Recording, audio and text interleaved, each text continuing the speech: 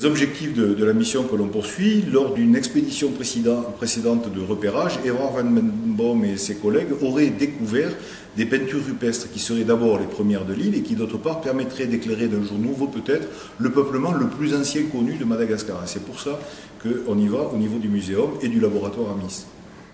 Alors des expéditions avec ce laboratoire-là, on en a fait beaucoup et on en a fait en Mongolie où on a travaillé sur le peuplement de l'Asie continentale, on en a fait en Afrique du Sud où on travaille sur l'origine de l'homme. Là, celle-là, c'est une expédition qui va conduire à essayer d'interroger le peuplement de cette grande île malgache, donc voir comment et à quelle époque les premiers arrivants, si toutefois on les trouve, se sont véritablement installés sur cette île, puisqu'à l'heure actuelle, les premières traces que l'on a sont relativement récentes. Elles datent du premier millénaire après Jésus-Christ, autour de l'an 400 à 700 selon les datations qui ont pu être faites. Et on espère, à travers les peintures rupestres qui nous ont été signalées, vieillir considérablement l'arrivée de l'homme à Madagascar. Il n'y a pas de raison que ça ne se soit pas fait, puisqu'en fait, si on regarde le peuplement des grandes îles à partir de l'Indonésie, l'Australie par exemple a été peuplée il y a plus de 40 000 ans. Il n'y a pas de raison que ces marins extraordinaires n'aient pas réussi à atteindre Madagascar beaucoup plus tôt que ce que l'on pense à l'heure actuelle.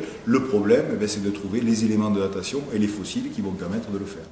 Alors l'expédition se prépare depuis plusieurs mois du côté de Makai Nature, et le muséum a été associé tardivement, puisqu'il fallait en fait un représentant du laboratoire d'anthropobiologie, et Eric Rubézy m'a demandé de représenter le laboratoire et à travers cela le muséum, dans une expédition qui pour le muséum a de véritables intérêts. D'abord, nous avons des collections malgaches importantes au muséum.